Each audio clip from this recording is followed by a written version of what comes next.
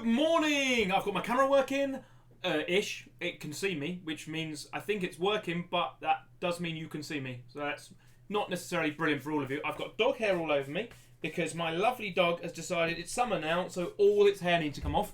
And I'm ready to teach you a little bit about RNG. And I've already had a couple of people say to me, what's RNG? That's not on the math syllabus, and it's not. You won't find RNG on the math syllabus at all. You're not going to get exams in it. You're not going to get a GCSE in it. I'm teaching you about it because it's Friday and I think it's interesting. This is all about the RNG that exists in gaming.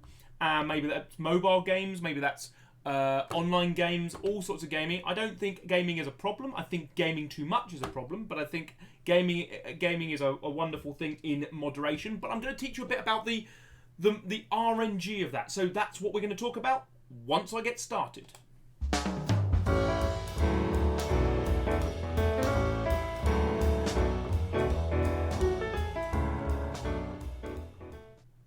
So, what is RNG? I keep saying RNG. It stands for Random Number Generator.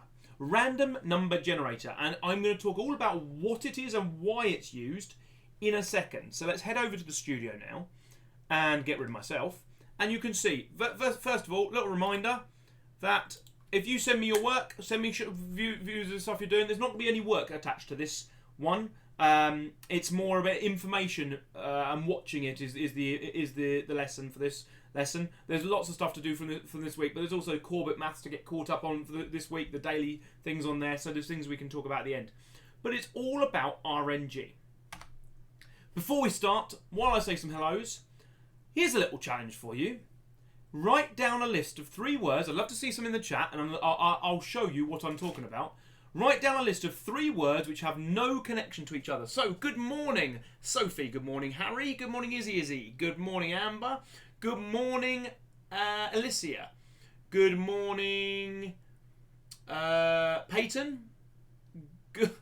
Good morning. I'm assuming it's Jess. She'll tell me if it's not. Good morning, Ellis. And anyone else who's here who hasn't said hello, has said good morning. Good morning to you all too. I'm waiting to see. So you need 3 words. Person, lava, tree. Harry, people can climb trees. Sorry. Trees and lava both come on the land. Lava comes on the land because it's rock. Trees grow out of land. Sorry. I can see a relationship. Peyton's come up with star dice book. I've got my dice and they're here and they're next to a book. So I'm afraid star dice and book aren't completely unrelated. Coco, telephone and computer. I learnt about Coco on the computer. Telephone is a way of communicating with people, and I've been communicating with people on the computer. It sounds like I'm just being horrible. Sophie's come up with foot butter garden. Sometimes I go and sit in the garden and eat some butter with bare foot. They're related. We're going to have to try harder to find unrelated words. Alicia, pasta, toilet, bed. I don't know what happens to your pasta when you've eaten it, but I think mine involves a toilet, especially after I've been to bed. I always go to the toilet before I go to bed, so they're related. It's very, very, very, very, very, very difficult, this game.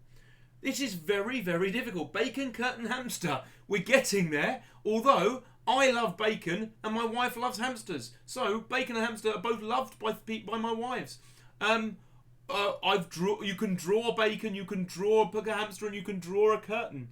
So I know how hard this is. This is a terribly difficult thing, and that's why I'm doing it, really. Because the whole point of that activity was to show you it's very difficult to be random. Very difficult to be random. Because whether we like it or not, things are related to each other. Random is the idea that anything can happen, or a certain number of things can happen, and we don't have any clue what they're going to be. For example, I have got 3 pens here. A biro, I have got a highlighter, and a Sharpie. If I take them off the screen for a second and pick one up, I will choose which one to pick up. Therefore, it's not completely random. However, because you don't know what I'm going to choose, if I asked you to predict which one it was going to be, that would be a random guess. You have no idea what's in my mind. However, if you'd been texting me for the last 4 years, and every day you texted me, highlighter, highlighter, highlighter, highlighter, highlighter, highlighter, you might start thinking, oh, that's not it. Maybe he's going to be subconsciously thinking highlighter all the time, and he might choose a highlighter. I'm actually going to pick up the pen. The point being, it's random, but it's not completely random. Being random is very difficult. However, when we're playing games, there are lots of times where we want to be random. And so we need to use a random number generator as something that's going to generate a random chance of something. I'm going to talk about different games and how they do it. But in order for a computer to do that, it's very difficult. Because if you say to a computer, give me a number, it will give you a programmed response. If we think about what random means, we need that response to be not programmed. So I'm going to introduce you to the word pseudo-random. Pseudo-random is the idea that it's like being random, but it's not really random. It is possible if you knew the right key to approximate it. And the reason we have to have these pseudo-random things, they have to be powerful. Because if things were at all predictable, if a computer could work out the random keys or work out the randomness, then security at banks and passwords and all sorts of problems would arise. If they knew how to undo the random number generator and they knew how to work out what it was, then security would be horrendous. That's why, if you ever read about something called quantum computing, this is the idea that a computer could be so powerful that it can be working out lots and lots of things at the same time, and almost instantaneously it could crack. It could try every possible password combination at the same time, so all passwords would just be rendered pointless. It would just be over. Quantum computer would be a very dangerous device in the wrong hands. Now, we are talking about random number generators. And so what a computer needs to do, sometimes it will do things like multiply this number by the number of milliseconds that have currently gone. Because I don't know if you've ever tried to time to the nearest millisecond, but timing and getting exactly 134, like I want to time 7.134 seconds, it's practically impossible.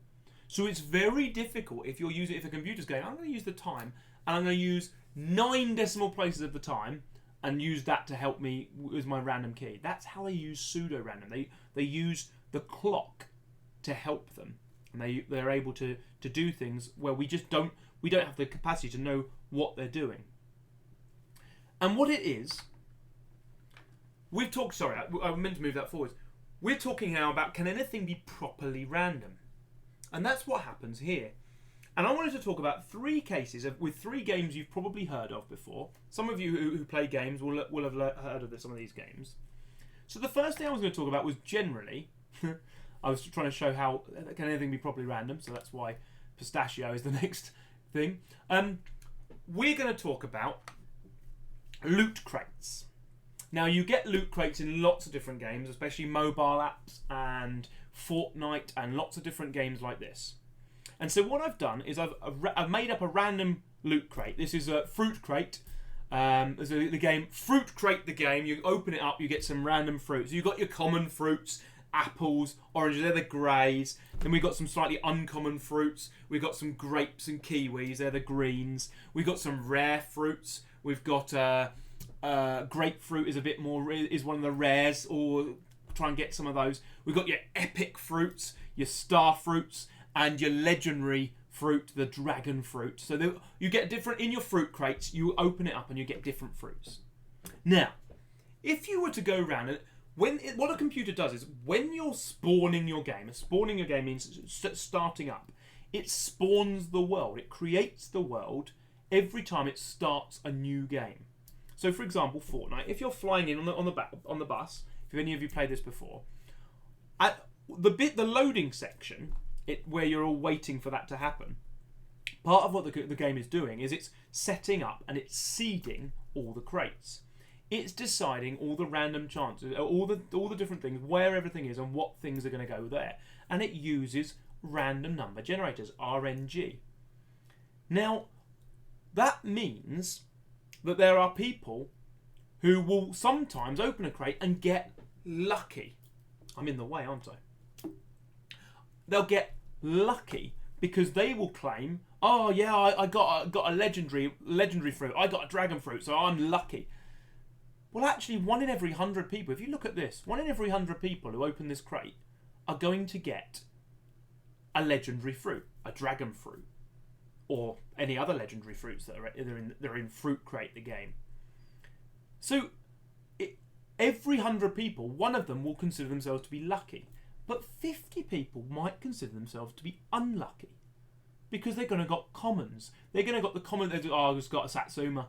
I opened it up, oh yeah, I got a Granny Smith apple. They just got the common fruits. But if we think about it, RNG is just the random number generator, the randomness of it is just normal. Now, what confuses people and what causes people to spend way too much money on these loot crates and things, and this is why they're very dangerous with children if we don't understand this RNG, is let's say you're trying to collect all the fruits and you've got nearly all the epic fruits. And you're like, oh, I just need 1 more. I really, really want to get 1 more epic fruit. I haven't got this one. I haven't got the star fruit yet. I've got all the other ones. I haven't got star fruit. It's 5% chance of being epic. But what it doesn't do is remember what you've already got. Now let's imagine, once you know it's epic, let's imagine that there are another 20 epic fruits. Only 1 of them is going to be the star fruit that you're trying to get. So you've got a 5% chance of having an epic one, and then within that, you've only got a 5% chance of it being a star fruit. And what a lot of children don't do is the maths behind it. And that's why I'm going to briefly mention it. And that's why we're coming over here now to my display. Here you can see my display with my pen. If I've got a 5% chance of epic and 5% of those are star fruit, because there's 20 epics, and it doesn't remember what it's already been, this is the whole point here, we have to do 5% or 5 out of 100 times 5 out of 100. If we remember our lesson on multiplying fractions, this is 25 out of 10,000. This is why these games con people into giving up a lot of money. If you were going all out to try and get the star fruit in our game called Fruit Crate, you would only have a 25 out of 10,000 chance, which actually they divide by 25. It's a 1 in 400 chance. I think I've got that right. 25 into 10,000 is 400. Yes. 1 in 400 chance of getting it. Now you imagine it, if these, let's say these crates cost, each one only cost 99p. Let's round it up to £1. That means if children are borrowing £1 from their mums to buy these crates, they might have to do 400 times to do that. It's random. It could happen first time. This is the thing this is what makes it tempting, and this is what makes it gambling. Because they might have to do 400 boxes. To buy the star fruit might cost up to £400. And that is why these loot crates are so dangerous, and why I want to teach you about the RNG about it and what's going on. Because to get certain things can cost a lot of money, even though it looks like, oh, it's £1 for an epic guarantee an epic loot. Oh, I'll definitely do that. That's incredibly expensive just to get that loot crate. So let's go back again. Where else does it feature? So we've talked about the loot crates, and we've talked about how in my game of Fruit Crate, the percentages get less and less because there's lots of things within the thing. And the crates, you've got to remember, random number generators do not know what you want, what you need. There is no emotion involved. And I see lots of gamers who try and involve emotion in this. We're going to talk about that shortly. But first of all, determining the success of attacks and defense. This is a game called Pokemon. I played it on the Game Boy years ago, but This is a version from I don't know what this is on, but every time these characters attack each other, depending on their level and depending on how strong they are and their HP and loads of numbers that are secret and hidden from us, there'll be a random number generator that decides whether their attack is successful or not. And obviously, the higher up your character is and the stronger your character is, the better your chances. All it does is it improves your chances, but it doesn't change what the random number is. The random number will be random. It will generate a random number, which means you can be the strongest brute in the world. So we're going to go over to my whiteboard where I've prepared this strong brute game. Imagine we're playing a game called Strong Brute Tiny Dwarf. So you play as a big strong brute. And because you're a big strong brute, you've got a club. Yeah.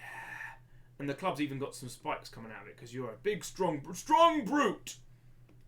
And you're angry. I don't know if that's angry. Maybe it's angry. You're so angry you've got a hat on. And you're playing against Tiny Dwarf. And I don't mean dwarf in any sense other than he's an old-fashioned dwarf with a really long beard, and he fights using a banana. Now, and he wears a big hat like that. Now you're fighting. This is you. You're going to fight against each other, and on the computer, there's a random chance. The chance of you winning is 99.9%. And the chance of a loss is 0.1%. So what happens is you go, right, will I win against Tiny Dwarf? And comes out, loss. And this is where people get super, super cross. They're like, how did I lose? That's impossible. Stupid RNG. And they get super cross. And there's no point being cross with RNG because it's just a number. A random number's generated. Because let's think about what this means. This means that 1 in every 1,000 times you will lose. Now let's imagine how many players there are. Maybe there are 1 million people playing this game. It's become successful. So the massive brute, the tiny angry dwarf. I can't remember what the name of the game was. 1 million players. Okay. That means in 1 million players, 1,000 of them will lose. Not because of bad luck, just because that, I guess you could call it luck, but it is just what the random number generator does. It randomly chooses a number, and yes, out of that, 9999000, not that's too many nines, I'll delete one of those nines, will win. So they'll all go, yeah, RNG was good for me. Most people win, but we have to understand when you've got random numbers, there is a chance we will lose. There's no point being cross with it. It will happen. Now, especially if you imagine doing this fight 2,000 times in your own game, you'll lose 2 of them. You will lose due to RNG, random number generator. There's a chance of winning and a chance of losing. Yes, the chance of winning is massive. It doesn't mean it's certain, and that's what makes a game a game. If it was certain you'd win, it wouldn't be a game anymore. So that's how it's used in attacks. The third place you will see RNG, any of you who've played Minecraft, is used in procedural generation. What this means is, every time a new Minecraft landscape is built, it uses random numbers to generate terrain and decide where the mountains are, where the trees are, so every player who plays, this is one of the things that makes Minecraft appealing to a lot of people. Everyone who plays, it's different. Every landscape is different. Now what they do, they don't make it completely random. They use random number generators, RNG, and use things called algorithms, because there are things like they will never have land appearing directly above water, so it's floating. You'll never have trees floating in the air. They'll always be on the land. So there's modifications to the random, but where the trees are and where the hills are and how steep the hills are and where the snow is and where the different things, it's entirely random, and that's what people love, because people love exploring. And it's actually enjoyable to have to explore maps where you don't know where you're going to find things because no one's been there before. You're the explorer. If we think about what's exciting about exploration, it's not knowing what's out there. And some people like to give the game away and say, I'm going to give you spoilers. You can't spoil something if it's brand new and it's only personal to you. And that's why this procedural generation is so popular. It creates a new environment every time you start a new game. That's what it's all about. New biomes. You're absolutely right, Harry.